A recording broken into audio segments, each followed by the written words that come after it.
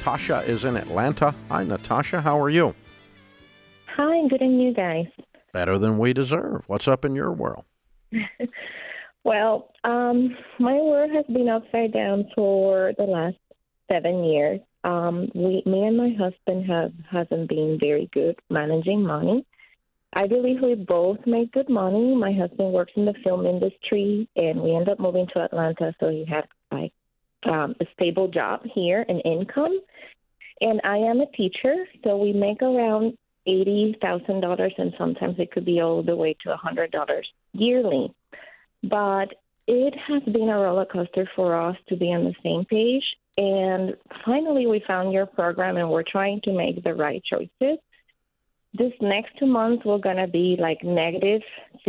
We're just going to pay all our, regular utilities, and our payments are pretty high. So we're trying to figure it out right now if we have to get rid of one of our cars, even though our cars don't pay as much. We have one car is $560 a month, the other is $400 a month, monthly. But we just don't know where to start right now. I'm gonna do like a garage sale to make the $1,000 to start for our savings. We have 0 savings. We're just a mess, and we need to know how can we start something. Are you guys doing a budget? Well, that's the first thing we started. But right now the budget is ideally, but we have so much things that are like overdue payments that, if we're not going to even have enough money for the budget, we're going to have to catch up the next 2 months just doing payments and just doing payments. Well, I think that you're a little bit confused about how the budget is working. So what you're going to do, what do you bring home every month, around $4,000? I bring 2,800, and my husband brings 6,000. Oh, 6,000. Oh, okay, great. So you're going to plug that into your budget. How do you do your budget now? Is it a spreadsheet? What are you using to create your budget every month? I just have it's not really a spreadsheet. It's just, a chart that I created, and we have $8,000 for $100 as income. Okay. 8,400, and our out goal is 8,180.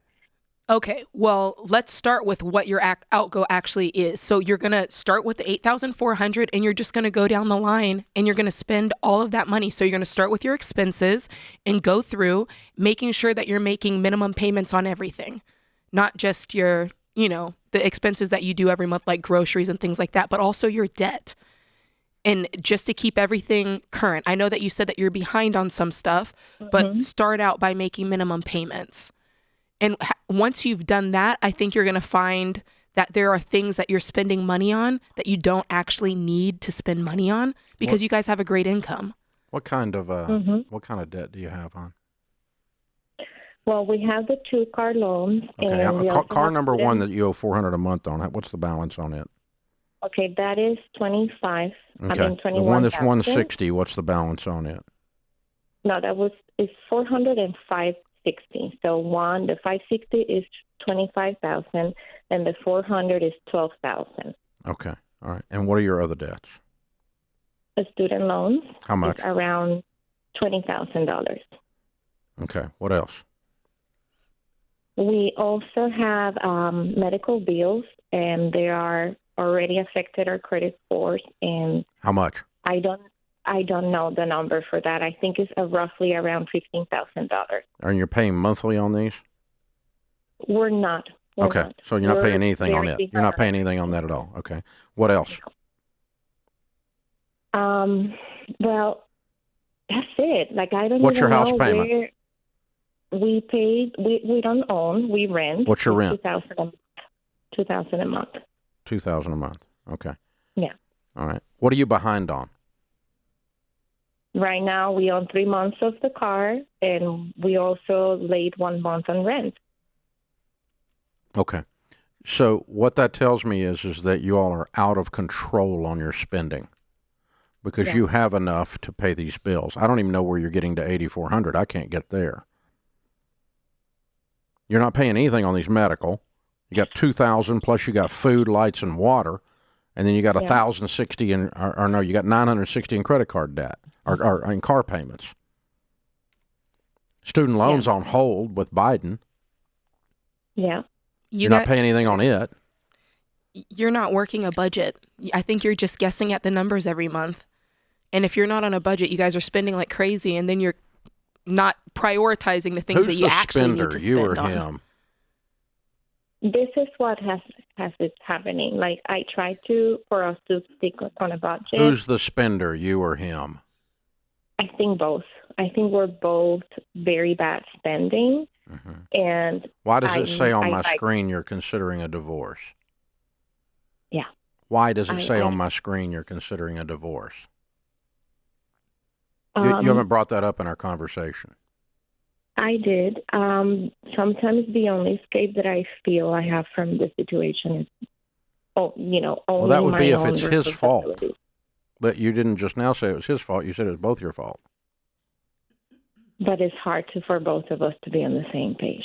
It's just hard. Why? Like, for now, I explained him that we need to close our personal accounts, and one of the things that you guys recommend is for both to have one account together. And he's like, okay, we can open one account, but we will still keep separate accounts at the same time. I feel he doesn't trust. Separate accounts aren't your problem.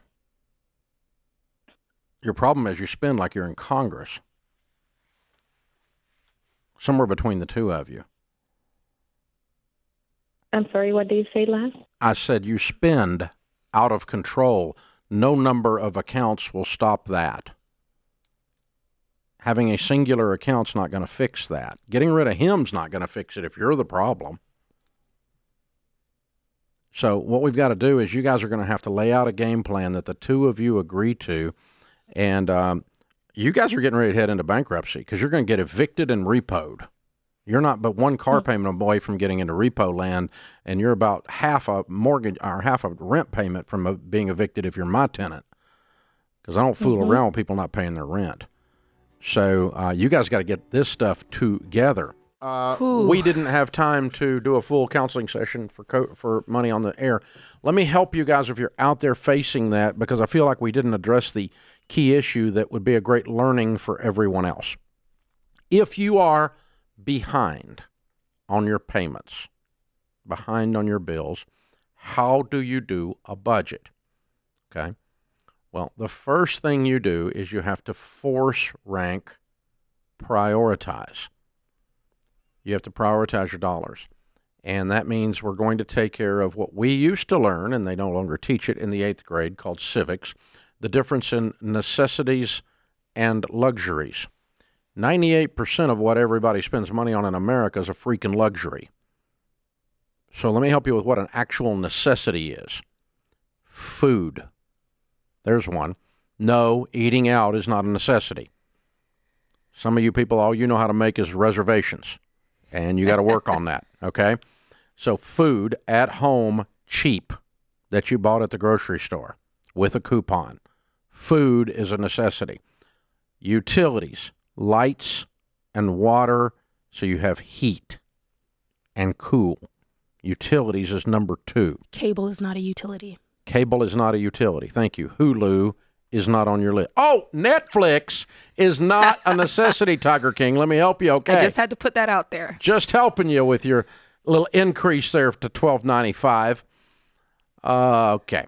I've got it all, but I'm not broke, okay? So I got Hulu and Netflix. So I'll just give them a little ad there, but they're not a necessity. You can live without them. Promise you.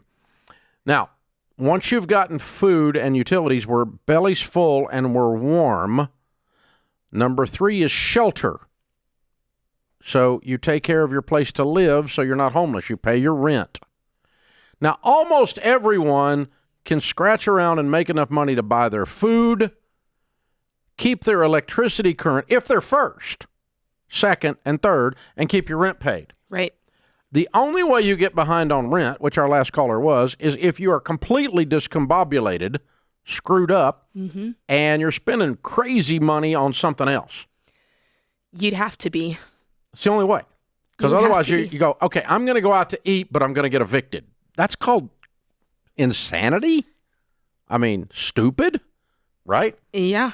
We're going on this trip, but we're going to get evicted. Well, what are your parents' cousins? Really? I mean, seriously, no one does that, but people do it all the time. They Because do. when we get all stressed out, we don't force rank priorities. And if you'll just get real calm, cool, and collected and go, we're going to eat before we do anything, not eat out. We're going to pay the utilities, not cable, before we do anything. We're going to pay rent. And when you do those three things, you got a lot of money, most of you, left over after those three things. Then the next one's transportation. Yeah. Now this is the one that gets people, Dave. Yeah, well, they had $960 in car payments. They did.